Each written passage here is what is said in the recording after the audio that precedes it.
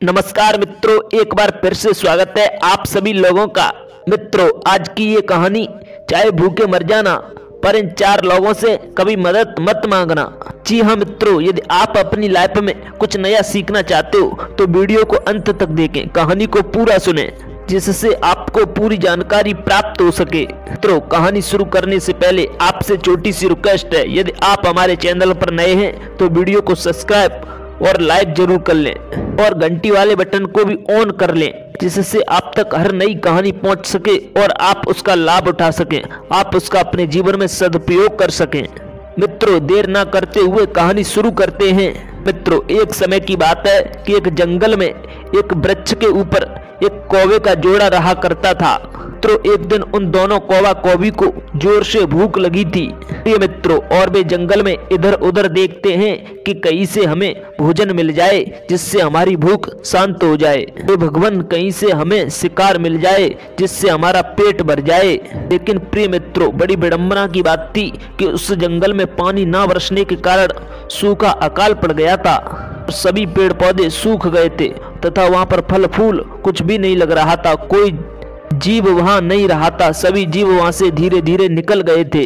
वहां से धीरे धीरे सभी पशु पक्षी भी निकल गए थे और वहां थोड़े बहुत पक्षी ही बचे हुए थे। प्रिय मित्रों, उन कौवा कौवी को 2 दिन बीत गए लेकिन कहीं से भी भोजन प्राप्त नहीं हुआ।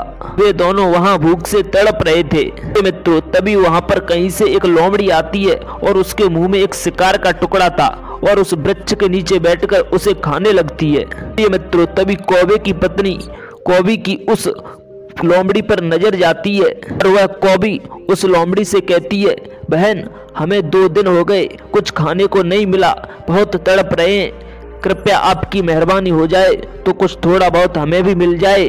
तो लोमड़ी ने देखा कि ऊपर तो कौवे का जोड़ा बैठा हुआ है, लेकिन उसने सोचा कि मेरे पास तो थोड़ा सा ही टुकड़ा है, मैं इसे दे दूंगी तो मेरा पेट नहीं भरेगा। लेकिन मित्रों, आप सब तो जानते ही हो कि लोमड़ी बहुत ही कपटनी होती है।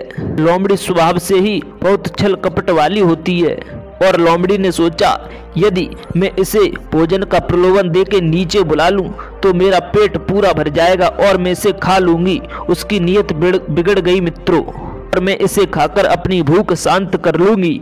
मित्रों, जैसे ही कौवी उड़ने के लिए तैयार हुई तो कौवा बोला, कहाँ जा रही है? पागल है क्या? तुझे मालूम भी है कि यह लोमड़ी एक शिकारनी है, ये तुझे जाते ही जिंदा चबा जाएगी और जो तू इससे मदद मांग रही है यह तेरी जीवन में भी मदद नहीं करेगी। कौवी ने कहा, लेकिन इसने हाँ कर दी है। कौवा बोला, ठीक है, हाँ तो कर दी है, लेकिन तुझे नीचे जाते ही यह जिंदा चबा जाएगी। मैं इन्हें अच्छी तरह जानता हूँ कि ये जानवर बहुत हिंसक होते हैं। कौवी बोली, पिया पागल हो क्या? इसने हमें वचन दिया है, ये हमारे साथ धोखा नहीं करेगी। कौवा बोला, हे कौवी, आज तू ये गलती कर रही है, यही गलती कुछ समय पहले एक तोता और मैना ने की थी। ऐसे ही कुछ गलत लोगों से मदद मांगकर जिनसे हमें कभी नहीं मांगनी चाहिए। प्रिय मित्रों, कौवा बोला, मैं तुझे सच्ची घटना बताता हूँ। कौवी इसी जंगल में और एक बरगद के वृक्ष के ऊपर एक कौवा और तोता और मैना का जोड़ा रहा करता था और उसी बरगद के वृक्ष की जड़ में एक सर्प रहा करता था। और हे कौवी, जब वह सर्प वहां से निकलता तो उसकी उस अंडों पर नजर पड़ जाती थी जो मैना अंडे दिया करती थी। जब अंडों से बच्चे निकलते थे तो सर्प उन्हें खा जाता था, लेकिन मजबूर मैना उस सर्प का कुछ भी नहीं कर सकती थी।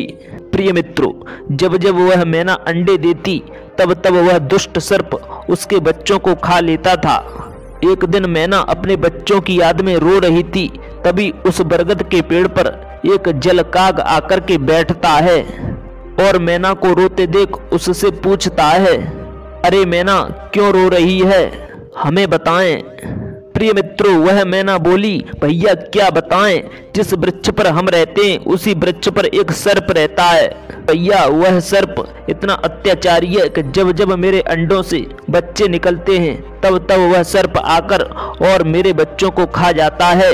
और हे भैया, हमारे पास रोने के सिवाय कोई उपाय भी नहीं बचा है।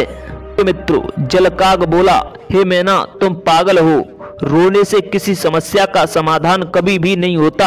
हमें प्रयासरत रहना चाहिए और प्रयास करके हमें उस समस्या का समाधान मिल ही जाता है अंत में। मित्रों, जलकाग बोला, यदि उस सर्प को निकालकर भगा दिया जाए हे मैना तो कैसा रहेगा? बोली, बहुत अच्छा रहेगा। तो वह जलकाग बोला, चलिए आप हमारे साथ चलिए। वह मैना बोली, कहाँ पर चलना है? जलकाग ने कहा, हम एक नदी के किनारे जाएंगे। दोस्तों, वह जलकाग उस मैना को झील के किनारे ले गया और वहां से बहुत सारी मछलियां पकड़ करके लाया और उसने उसी पेड़ से कुछ दूर एक नेवले का बिल देखा और वह मछलियां उस नेवले के बिल से वह सर्प जहां वृक्ष की गुफा में रहता था वहां तक बिछा दी।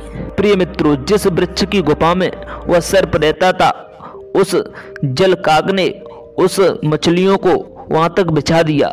प्रिय मित्रों, कुछ देर बाद एक नेवला उस बिल से निकला और उसने देखा कि वहां पर बहुत सारी मछलियां पड़ी हुई हैं। उसने तुरंत मछलियों को खाना शुरू कर दिया। प्रिय मित्रों, वह नेवला मछली खाते खाते धीरे धीरे उस वृक्ष तक पहुंच गया जहां पर वह सर्प रहता था और थोड़ी देर में उस सर्प की गुफा में प्रवेश कर गया। तो नेवला जब बाहर निकला था तो उसका मुंह खून से भरा हुआ था तो उसने उस सर्प को मार डाला था। दोस्तों, यह देखकर वह तोता मैना बहुत खुश हुए और कहा, हे नेवला, आपका धन्यवाद है।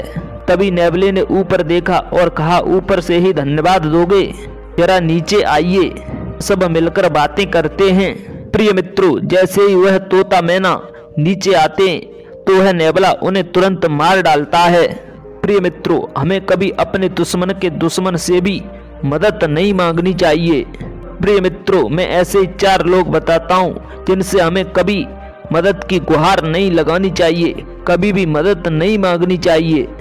पहली, प्रिय मित्रों, कभी भी अपने दुश्मन से हमें मदद नहीं मांगनी चाहिए क्योंकि वह कभी भी हमारे साथ धोखाधड़ी कर सकता है। दूसरी, अहंकारी व्यक्ति से कभी भी हमें मदद नहीं मांगनी चाहिए क्योंकि वह कभी भी एहसान दिखा सकता है, कभी भी आपके मुंह पर थप्पड़ सा मार सकता है। प्रिय मित्रों, तीसरी, कपटी इंसान से कभी भी मदद नहीं मांगनी चाहिए क्योंकि ये आपको भली भांति पता है कि कपटी इंसान हमारे साथ छल भी कर सकता है। मित्रों, चौथी, कभी भी नशेड़ी या नशा वाले व्यक्ति से हमें मदद नहीं मांगनी चाहिए क्योंकि वह खुद तो डूबेगा और आपको भी साथ ले जाएगा। प्रिय मित्रों, यह कहानी उस कौवे ने उस कौवी को सुनाई और वह कौवी उस लोमड़ी के पास फिर नहीं गई, वह समझ गई थी ये 4 लोग बहुत घटिया होते हैं, इनसे हमें कभी मदद नहीं लेनी चाहिए। प्रिय मित्रों, इस कहानी से हमें यही सीख मिलती है कि हमें ऐसे इंसानों से कभी मदद नहीं मांगनी चाहिए जो इस वीडियो में हमने ऐसे 4 व्यक्ति बताए हैं। प्रिय मित्रों, कहानी अच्छी लगी तो धन्यवाद। फिर मिलते हैं किसी नई कहानी में किसी नई वीडियो के साथ, तब तक के लिए जय श्री कृष्णा मित्रों।